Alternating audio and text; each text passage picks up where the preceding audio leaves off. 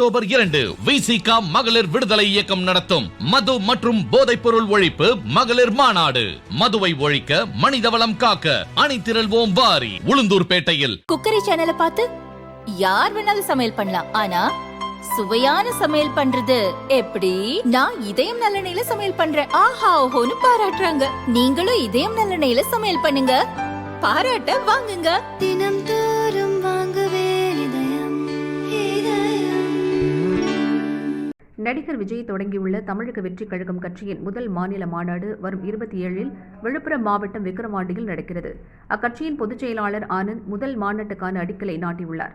இந்த நிலையில் கட்சி தொண்டர்களுக்கு அழைப்பு விடுத்து தலைவர் விஜய் கடிதம் எழுதியுள்ளார். தமிழக மக்களுக்காக நாம் உழைக்க வேண்டும், இன்னமும் முழுமை பெறாத அவர்களுக்கான அடிப்படை தேவைகளை நிரந்தரமாக பூர்த்தி செய்ய வேண்டும். நம் கட்சியின் முதல் மாநில மாநாடு என்பது நமது அரசியல் கொள்கை பிரகடன மாநாடு. இன்னும் சரியாக சொல்ல வேண்டுமெனில் கொள்கை திருவிழா, அதுவும் வெற்றி கொள்கை திருவிழா. பொறுப்பான மனிதனைத்தான் குடும்பம் மதிக்கும், பொறுப்பான குடிமகனைத்தான் நாடு மதிக்கும், அதிலும் முன்னுதாரணமாக திகழும் மனிதனைத்தான் மக்கள் போற்றுவர்.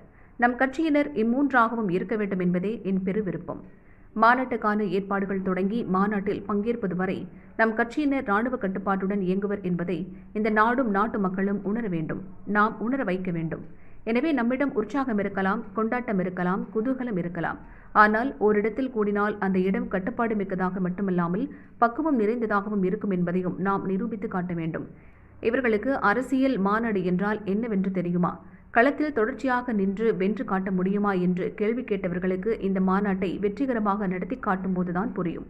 தமிழக வெற்றி கழகம் ஏதோ பேருக்கு அரசியலுக்கு வந்த கட்சியல்ல, வீறு கொண்டு எழுந்து அரசியல் களத்தில் வெற்றி காணப் போகும் கட்சி என்பதை நம்மை எடை போடுவோரும் இனி புரிந்து கொள்வர்.